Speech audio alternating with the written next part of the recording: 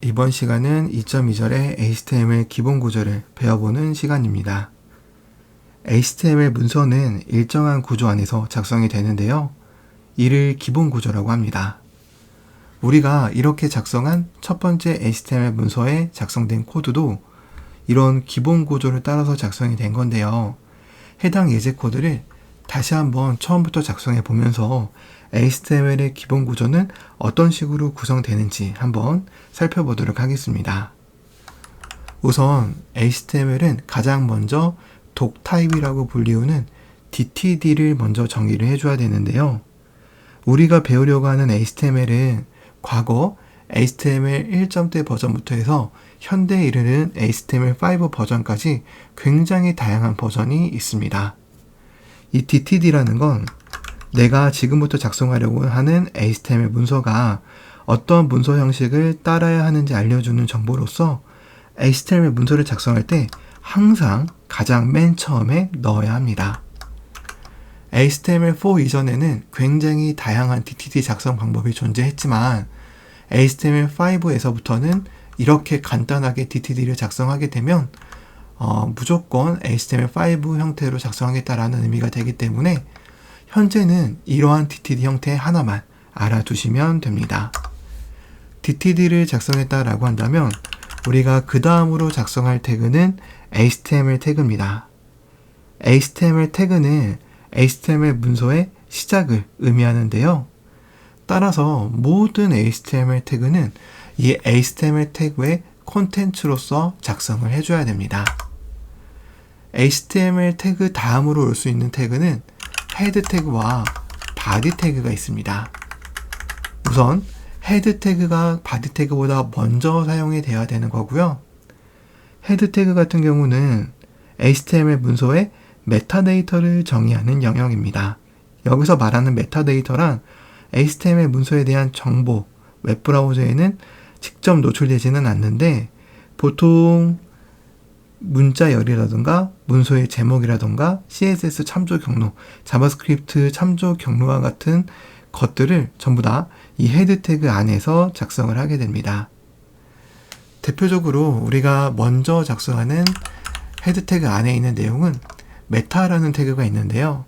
이 메타라는 태그를 캐릭터셋 UTF-8이라고 하게 되면 해당 문서의 인코딩 언어를 UTF-8 형식으로 지정을 합니다. 우리가 불과 6, 7년 전만 해도 EUCKR이라는 인코딩 세트를 많이 사용했었는데요. 이제는 무조건 UTF-8로 지정을 하기 때문에 EUCKR은 지금은 전혀 사용하지 않고 지금처럼 UTF-8의 인코딩 세트를 지정해 주시면 됩니다. 참고로 HTML5에서는 이렇게 콘텐츠가 없는 문법일 때는 슬러시 기호를 해도 되고 하지 않아도 됩니다. 우리가 그 다음으로 사용될 메타 태그로는 http eCurve라는 태그로 XUA compatible 이라는 게 있는데요. 이 해당 태그는 어떤 의미를 하는 거냐면 인터넷 익스플로러는 굉장히 많은 버전이 존재를 하는데요. 인터넷 익스플로러 8, 9, 10, 11까지 굉장히 많은 버전이 존재하고 현대에 이르러서도 9, 10, 11은 종종 유저들이 많이 사용을 하는데 실제적으로 인터넷 익스플로러라는 브라우저가 굉장히 노후화된 브라우저이기 때문에 인터넷 익스플로러 11이라는 가장 최신 버전을 사용하지 않으면 현대의 여러 가지 웹 기술을 적용해서 웹페이지를 만드는데 많은 제약사항이 있습니다. 그래서 이 메타 태그를 써주는 건데요. 특히 인터넷 익스플로러는 사용자가 설치한 브라우저의 하위 버전을 호환을 하기 때문에 쉽게 얘기하면 내가 인터넷 익스플로러를 11을 설치하고 있다라고 하더라도 사용자 설정에 의해서 10이나 9, 8 같은 하위 버전으로 세팅을 해놓을 수가 있기 때문에 해당 메타 태그를 사용하게 되면 그 인터넷 익스플로러는 항상 자신이 설치한 인터넷 익스플로러의 최신 버전으로 세팅이 바뀌게 됩니다. 그래서 이 메타 태그 같은 경우는 오로지 인터넷 익스플로러를 위해서 추가하는 메타 태그다 라고 이해하시면 됩니다. 자, 그 다음으로는 뷰포트를 담당하는 메타 태그가 있는데요. 이 뷰포트 같은 경우는 실질적으로 반응형 웹페이지를 만들 때 필수적으로 들어가 줘야 되는 메타데이터입니다. 해당 부분은 나중에 반응형 웹, 미디어 쿼리를 배울 때 다시 한번 언급이 되니까 지금은 반응형 웹을 위해서 추가하는 메타 태그다 정도로만 알고 계시면 될 것 같습니다. 그리고 나서 타이틀 태그를 사용해 줘야 되는데요. 해당 타이틀 태그는 HTML 문서의 제목을 지정하는 데 사용하는 태그입니다. 모든 HTML 문서는 반드시 1개 이상의 타이틀 태그가 사용되어져야 하고요. 만약 실수로라도 타이틀 태그를 사용하지 않았을 경우에 웹브라우저는 해당 HTML 문서를 웹페이지로 인식하지 않습니다. 그렇기 때문에 이 타이틀 태그는 절대로 생략해서는 안 되는 태그인데요. 이 타이틀 태그 같은 경우는 지금 하는 것처럼 제목을 적어주시면 되는데, 이 제목을 적어줄 때도 한 가지 주의해야 될 점이 뭐가 있냐면 HTML 문서들마다 이 제목은 고유해야 한다는 점입니다.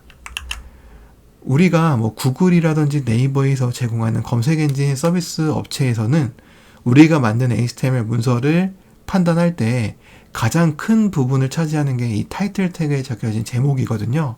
그래서 내가 예를 들어서 HTML 문서를 10장, 20장을 만들었는데 그 모든 페이지의 제목이 똑같다라고 한다면 그럼 검색 엔진에서 제공해주는 그 서비스 업체에서 내 웹페이지를 탐색했을 때 타이틀 태그가 똑같기 때문에, 즉 웹페이지의 제목이 똑같기 때문에 구분을 할 수가 없게 됩니다.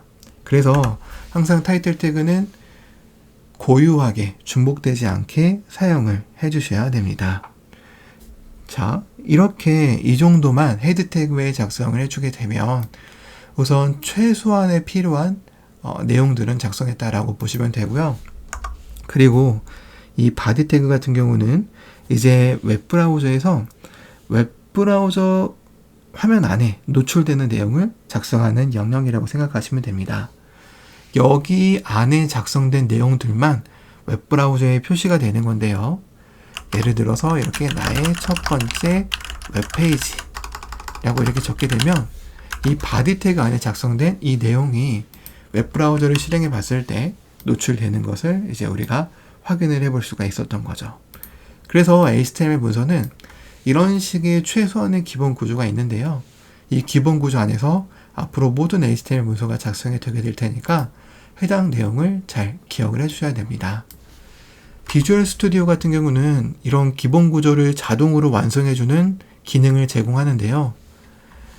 느낌표를 이렇게 입력을 하게 되면 이런 식으로 벤치 모양이 보이면서 두 가지의 선택지가 보이는데, 이 두 가지의 선택지 중에서 이 첫 번째 거를 클릭을 하게 되면 이 기본적인 구조를 이렇게 바로 만들어주는 것을 확인해 보실 수가 있습니다. 우리가 여기서 수정해야 될 건 이 랭귀지를 KO 정도로 수정하는 것과 타이틀 태그를 여러분들의 상황에 맞게 고유하게 바꿔주는 것 정도만 해주면 이 비주얼 스튜디오 코드에서 기본으로 제공해주는 HTML 기본 구조 생성 단축키를 유용하게 사용할 수가 있습니다. 따라서 우리는 앞으로 모든 수업을 이런 식으로 비주얼 스튜디오 코드에서 제공해주는 기본 구조 단축키를 생성해서 만들도록 할 거고요. 자, 여기에 더불어서 이제 우리가 추가적으로 마지막으로 알아둬야 되는 개념이 뭐가 있냐면 이제 HTML에 대한 특징입니다. 자, HTML은 지금 제가 작성한 걸 보시면 느끼실 수도 있지만 이렇게 태그와 태그 사이에 들여쓰기를 해서 이렇게 작성을 했는데요. HTML에서는 이런 들여쓰기가 굉장히 큰 비중을 차지합니다. HTML에는 크게 부모, 자식, 형제 또는 더 나아가서는 자손, 후손 이런 개념들이 있는데요. 부모, 자식, 형제 이런 개념이 뭐냐면 어떤 태그에 상위 태그를 부모라고 하고 하위 태그를 자식이라고 하며 똑같은 레벨의 하위 태그를 형제라고 합니다. 그래서 여기 있는 이 기본 구조를 놓고 봤을 때 HTML 태그는 헤드 태그의 부모 태그입니다. 왜냐하면 헤드 태그는 HTML 태그의 컨텐츠로서 작성이 된 거잖아요. 즉 HTML 태그 안에 작성이 된 겁니다. 그래서 HTML 태그는 헤드 태그의 부모 태그고 헤드 태그는 HTML의 자식 태그입니다. 자, 그리고 헤드 태그와 바디 태그는 똑같이 HTML이라는 부모 태그를 가지고 있는데요. 그렇기 때문에 헤드 태그와 바디 태그는 서로 형제 관계에 있는 태그입니다. 그러면 이 메타 태그와 헤드 태그는 어떤 관계일까요? 메타 태그는 헤드 태그의 자식 태그고 이 헤드 태그는 메타 태그의 부모 태그가 되는 거겠죠. 그리고 이 메타 태그들과 타이틀 태그는 형제 태그가 되는 겁니다. 이런 식으로 HTML에서는 부모, 형제, 자식이라는 개념이 있기 때문에 그러한 걸 뚜렷하게 구분해 주기 위해서 이렇게 들여쓰기를 해서 작성해 주는 걸 권장하고 있습니다. 확실히 만약에 이 들여쓰기가 되지 않고 이렇게 작성되었다라고 한다면 여러분들이 보셨을 때도 어떤 태그가 어떤 태그의 자식 태그인지를 한눈에 파악하기 어려우실 거예요. 이렇게 물론 문법적으로 제한하는 부분은 아니기 때문에 에러는 아닙니다. 에러는 아니지만 이렇게 작성을 하게 되면 확실히 어떤 태그가 어떤 태그의 부모고 자식이고 형제고 하는 그러한 레벨 경계가 뚜렷하게 보이지 않기 때문에 이런 식으로 들여쓰기를 해서 작성하는 걸 권장을 하고요. 그리고 HTML에는 추가적으로 블록 요소와 인라인 요소라는 개념이 있는데 블록 요소가 어떤 개념이냐면 이런 p 태그처럼 내가 사용을 하면 항상 한 줄씩 줄바꿈이 되어져서 출력되는 태그를 말합니다. 예를 들어서 이 HTML 문서를 한번 실행을 해보면요. 보시는 것처럼 이렇게 사용된 태그가 각각 줄바꿈이 되어서 출력이 되었잖아요. 이렇게 내가 어떤 태그로 사용하고 웹브라우저에 표시를 했는데 그 태그를 똑같이 사용했을 때 이렇게 줄바꿈이 되어져서 표시가 되는 태그를 우리는 블록 요소라고 합니다. 그리고 예를 들어서 우리가 아직 배우진 않았지만 스팬이라는 태그가 있는데 이런 스팬이라는 태그처럼 내가 이렇게 작성을 했을 때 보시는 것처럼 p 태그와는 다르게 줄바꿈이 되지 않고 한 줄에 출력되는 것을 확인해 보실 수가 있는데요. 이처럼 어떤 태그를 사용했을 때 줄바꿈이 되지 않고 이렇게 한 줄로 나란히 배치가 되면서 표시되는 태그를 우리는 인라인 요소라고 합니다. 그래서 각각 HTML에는 이런 블록 요소와 인라인 요소라는 개념이 있다는 것도 참고적으로 기억을 해두시면 되겠습니다.